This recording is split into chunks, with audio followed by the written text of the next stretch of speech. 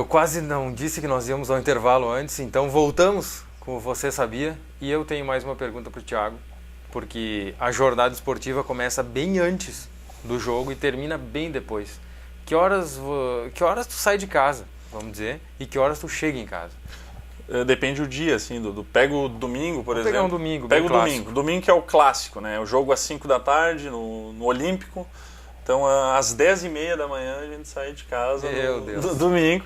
No meio do caminho ali na 386 a gente para almoçar em algum lugar, porque a 1h30 por aí, no máximo 2 horas, a gente tem que estar já no ar, posicionado lá do Olímpico, para trazer informações de lá, para procurar alguém que possa ser entrevistado, alguém do clube, algum dirigente, algum jogador que está passando por ali, pelo procurando túnel. Os fatos que cercam o jogo. Nem sempre dá certo. Às vezes a gente está lá cedo e não tem nem o torcedor lá, não tem ninguém que possa, né? Então a gente vai tratando de questões do jogo, um bate-papo ali, até que, daqui a pouco o Santa Cruz chega, vamos dizer que é o adversário do Grêmio. Eles vão para o campo, vão para o gramado, vem o treinador, vem o dirigente, aí permite um bate-papo, mas é cedo para chegar depois às 10 da noite, mais ou menos. Então sai 10h30 da manhã para chegar às 10 da noite. É curioso que a gente assiste noticiários de futebol, né, tanto na TV e ouve aí pelo rádio, é sempre a mesma coisa, mas a maneira com que conta é diferente e a gente está sempre ali. Porque embora o placar é outro jogo, é outra história, mesmo que ela seja contada de forma semelhante, também é sempre outro jogo, né? O próximo jogo. Então, acho que vale muito a pena e a habilidade que tem que ter para contar essas histórias. Sempre fui muito fã de rádio, concordo contigo, né? Eu era piá e... Quem te inspirou desde guri? Eu e meu irmão tínhamos uma coisa assim de jogar bola e imitar os narradores da época, né? Até das rádios da capital, até das rádios daqui. O Rudimar era narrador da Independente, por exemplo, e a gente imitava o jeito de falar dele, os bordões que ele utilizava. E o Jaci era repórter na época do Rudimar. E eu acho muito legal, né, poder trabalhar com eles hoje, né, com o Jaci, poder dividir o microfone. São caras também que a gente escutava muito na infância, até porque quando eu era novo ali, né, no início da década de 90, o Lajadense mesmo tinha uma fase muito boa, né, então era legal ir ao jogo, a gente ia com o meu pai, né, no Florestal, no velho Florestal, e escutar o jogo pela Independente muitas vezes, então isso também foi criando essa cultura. E era aquela separação. A Independente na época era só Lajadense e dupla Grenal também nas rádios da capital. A gente vai ouvindo, criando gosto, imitando, brincando, né? E há colegas que também faziam isso, né? O próprio Ricardo lá, colega narrador, que tem um bordão bacana, que é o Pode Abraçar, né? Pode Abraçar. Ele também, ele disse que escutava muito rádio quando era piá e procurava alguma inspiração. Todo mundo tem as suas, né? Bom, a gente vai ter que encerrar o jogo por aqui e partir pro cinema, senão não vai dar tempo. É verdade. E era um tema que dava mais um programa e meio tranquilo para falar. Thiago, queria saber o que tu acha dos indicados pro Oscar desse ano, para começar. Bom, Dudu, sobre os indicados desse ano, foram 9, né? Para começar, eu tive a oportunidade de assistir 6 até agora, né? Dos 9, né? Eu gosto muito do Meia Noite em Paris, aquele do Woody Allen, o mais recente. Eu ia adorar se ganhasse, apesar de eu imaginar que vai ser uma zebra sem tamanho se faturar. Eu gostei muito Aí falando entre os prováveis ganhadores, eu estou torcendo para que O Artista ganhe. Né? E é um filme que eu recomendo também para quem está nos assistindo. O Artista é um filme simpaticíssimo sobre a transição entre o cinema mudo e o cinema falado, né? Um ator que não consegue entrar nessa nova tecnologia de cabeça, ele acaba ficando ultrapassado. Ele tem um pouco esse filme tem um pouco de ecos, assim, não só do Chaplin, né? Por ser um filme mudo, o filme todo é mudo, mas também um pouco do Cantando na Chuva, né? O Cantando na Chuva também tem essa temática, é uma atriz que tem dificuldade para entrar no cinema falado, porque ela tem uma voz estridente, né, no Cantando na Chuva. Então tem ecos desses filmes clássicos, assim, o que torna muito, muito divertido. O ator tá muito bem, o protagonista, então eu tô torcendo por esse filme aí. Eu assisti Os Descendentes, aquele com o George Clooney, mais ou menos, filmezinho. O Árvore da Vida, tu tem que estar num clima para assistir, assim, ele é bem etéreo, né, assim, quase bucólico em alguns momentos. O Cavalo de Guerra, filme Spielberg, né, da Sessão da Tarde. Sim.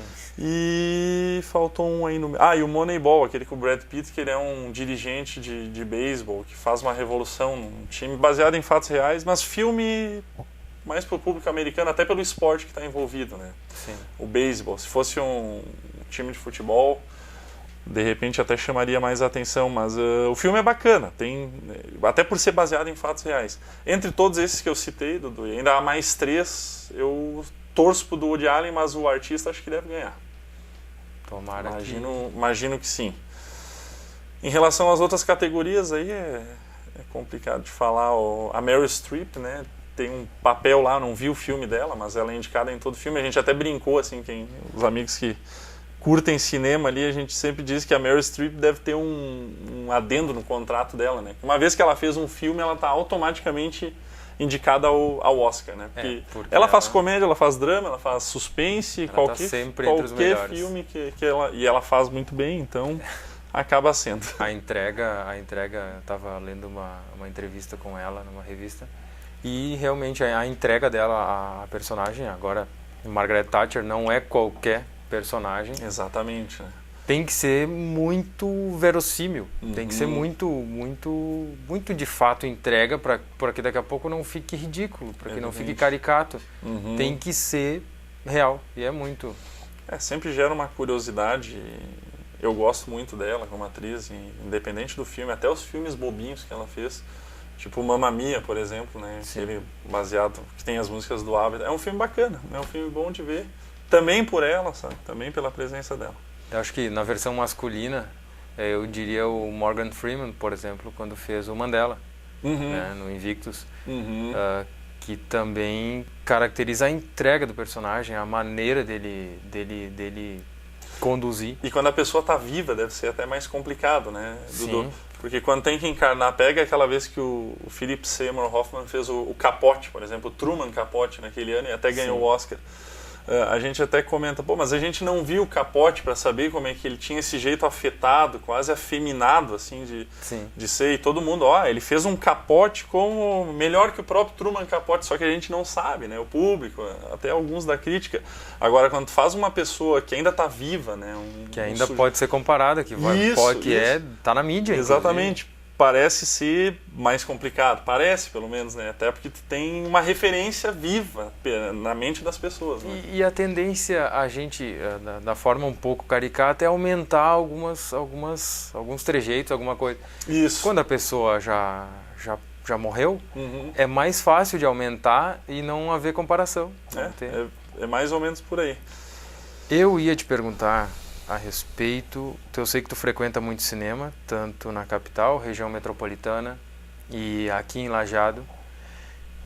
A qualidade dos cinemas, Thiago, o que tu tá achando? Aqui em Lajeado podia melhorar, né? Acho que para o público aqui de Lajeado não devo estar falando nenhuma novidade, né? Tá muito mal cuidadas as salas aqui de Lajeado, né? Estão muito mal cuidadas, questão de acomodações, né? Rasgados os bancos, enfim, banco solto, sem encosto direito. O atendimento ali no cinema daqui até é bom, o pessoal que está ali se esforça por fazer um bom atendimento, por atender com o lugar de vender os doces. Só que as acomodações, o som, né, que é fundamental no cinema, o som especialmente, e a imagem, tem uma das duas salas que a imagem é meio fosca, e tem uma das duas salas que o som parece que está meio acelerado. Sim. Né? E filmes assim dublados que a gente assiste não tem como, porque a gente não entende ainda mais se tiver alguma explosão junto, algum barulho, não tem como compreender. Então o cinema de Lajeado deve muito aos cinemas da capital. Para quem gosta, acaba muitas vezes fazendo até o que eu faço, né? Pega a namorada, mais um casal de amigos, é melhor daqui a pouco ir até Porto Alegre para te, né, fazer um passeio e ver um filme por lá com uma qualidade boa e às vezes com um preço razoável, né? No meio da semana também tem promoções para estudantes, enfim, do que assistir aqui, né? E até vou te dizer, a pergunta não foi tendenciosa, embora sendo um pouco lógica para quem mora por aqui, mas porque de repente a justificativa pode ser que não tem demanda, não tem como sustentar, mas eu acho que não é só o público que tem que carregar o piano.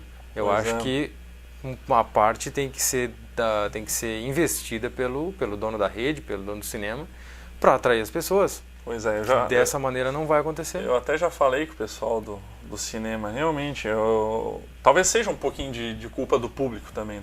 Vamos fazer um meia-culpa. Não dá, né? Se ninguém vai no cinema, como é que eles vão, né, estruturar ele para que ele fique bom? E aí os filmes entram em cartaz e ninguém vai. Filmes que estão até indicados ao Oscar, amanhã é um caso. Vai entrar um filme que está indicado, tem várias indicações ao Oscar, que é aquele O Homem que não Amava as Mulheres. Sim. Esse vai entrar em cartaz amanhã. Eu aposto do que fica uma semana em cartaz esse filme, porque ninguém vai ver o filme, né? E ele vai passar batido. Aí, claro, eles têm que deixar 3 semanas em cartaz o Harry Potter, o Alvin e os Esquilos, enfim, para que dê algum público. Sim. Né? Então, eu como público de cinema acabo reclamando também, porque não tem variedade de filmes. Quando vem o filme que eu quero ver é uma semana só, se eu tiver compromissado aquela semana, não assisto. Então, tem uma série de fatores, né? O público tem culpa também, porque não prestigia quando aparecem filmes mais diversificados, vamos dizer assim. E também o cinema tem culpa, porque se tivesse, vamos falar em culpa, né? Mas enfim, se investisse um pouco mais, daqui a pouco se desse uma estrutura mais legal, alguma condição mais bacana, também o público se mobilizaria mais, talvez também tivesse mais vontade de ir até o cinema. Saindo da sala de cinema, indo pra frente da TV, o pessoal depois que assistiu Você Sabia vai querer assistir um filme. Tu tem alguns filmes clássicos ou alguns filmes bem atuais assim que tu recomendaria? Uns 3 de repente? Pois é, Dudu. Recomendar filmes... Ele assistiu só uns 5 mil filmes, mas é fácil encontrar 3. Se chega a tanto, mas enfim, Dudu, recomendar filme é sempre complicado, porque cinema para cada um é uma experiência, né? Eu posso gostar mais de comédia ou de drama e tem gente que gosta mais de suspense, faroeste, enfim, sobre os meus gostos muito particulares, assim, os filmes antigos têm alguns diretores que eu gosto de recomendar, né? Aqueles bem clássicos, conhecidos, né? Como Hitchcock, por exemplo, o próprio Billy Wilder, né? São 2 diretores, assim. Eu sei que tem amigos que não gostam de cinema antigo, né? Assim, se não for acima da década de 90, eu não quero nem ver filme em preto e branco. Mas esses 2 diretores valem a pena para daqui a pouco tentar pegar o gosto, porque são bons diretores e com filmes muito bons. No cinema moderno, assim, que nem tem aquele pessoal que não é tão de cinema assim que nem a gente, então o próprio Oscar pode servir de referência muitas vezes para quem está procurando um filme. O Oscar do ano passado, por exemplo, às vezes as pessoas não viram todos os filmes, né? Tem filmes bons do ano passado, o Discurso do Rei, por exemplo, né? O Vencedor, o Cisne Negro. Então essas premiações acabam sendo boas referências. E às vezes a gente acaba encontrando alguns achados aí no meio do bolo hollywoodiano, vamos dizer assim, né? O cinema argentino, estou gostando muito. Eu vi um filme recente, se chama Um Conto Chinês, que eu recomendo, né? Em DVD tem na cidade aí, dá para procurar. O Melancolia, que é o mais recente daquele dinamarquês confuso lá, o Lars von Trier, é um filme muito bom também, já está nas locadoras. O que eu falei antes, O Meia-Noite em Paris, já está nas locadoras também. Woody Allen, aliás, dá para recomendar uns 90% da filmografia dele. Quem não souber o que assistir... E de locadora, a gente está bem servido, né? Aqui na região, acho que todas as cidades têm uma boa locadora com um bom acervo, tanto de clássicos quanto de lançamentos. Elas procuram se equipar para poder bem servir o seu cliente, né? Exatamente. Podia até ser um pouquinho melhor de vez em quando, Dudu, mas é questão de mercado também, né? Eu converso muito com um amigo aqui de uma das locadoras que frequento na cidade e ele diz que vale mais a pena para ele comprar o mais recente da saga Crepúsculo, né, várias cópias, do que comprar um filme coreano. Sim. Né, vai dar muito mais retorno para ele ter 10 cópias do filme, então ele acaba optando porque é uma questão de mercado, não dá para fugir, né? Mas, Thiago, é rápido, é pena que tinha que ter mais uns 4 blocos aí que a gente arrumava assunto, não tinha problema nenhum. Mas Você Sabia tá chegando ao fim. Eu sou Carlos Eduardo Schneider, apresentei com o meu amigo e colega de profissão Thiago Baldi, que eu recebi hoje aqui. Obrigado, Thiago, pela tua participação. Sempre à disposição, Dudu. Muito obrigado. E o Você Sabia volta.